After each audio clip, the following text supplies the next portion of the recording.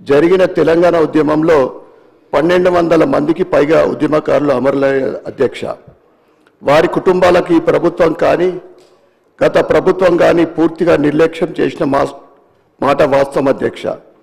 ఈ ప్రభుత్వం గురించి తీసుకుంటే అధ్యక్ష, ఎన్నికల ముందు కాంగ్రెస్ పార్టీ మేనిఫెస్టోలో అమరవీరుల కుటుంబాలకు 250 గజాల ఇంటి స్థలం ఇస్తామన్నారు. గడచిన 2 సంవత్సరాల కాలంలో ఎంతమందికి ఇచ్చారో తెలియజేయాల్సిందిగా నేను కోరుతా ఉన్నాను అధ్యక్ష. నెలకు 25,000 పెన్షన్ ఇస్తా ఉన్నారు అధ్యక్ష. ఎంతమందికి ఇచ్చారో చెప్పాలి అధ్యక్ష. అలాగే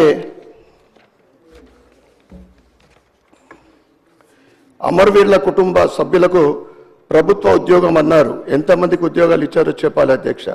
ఈరోజు ఆ హామీల పరిస్థితి ఏమిటి అధ్యక్ష? ఇవన్నీ ఈ రోజు వరకు కాగితాలకే పరిమితం అయ్యాయి. కాంగ్రెస్ ప్రభుత్వానికి నిజంగా చిత్తశుద్ధి ఉంటే 1200 పైచీలకు అమరవీరులకు కాంగ్రెస్ ఎన్నికల హామీ ప్రకారం ప్రతి హామీ అమలు చేయాలని నేను కోరుతా ఉన్నాను అధ్యక్ష. తెలంగాణ రాష్ట్రం వారి రక్తంతో ఏర్పడింది.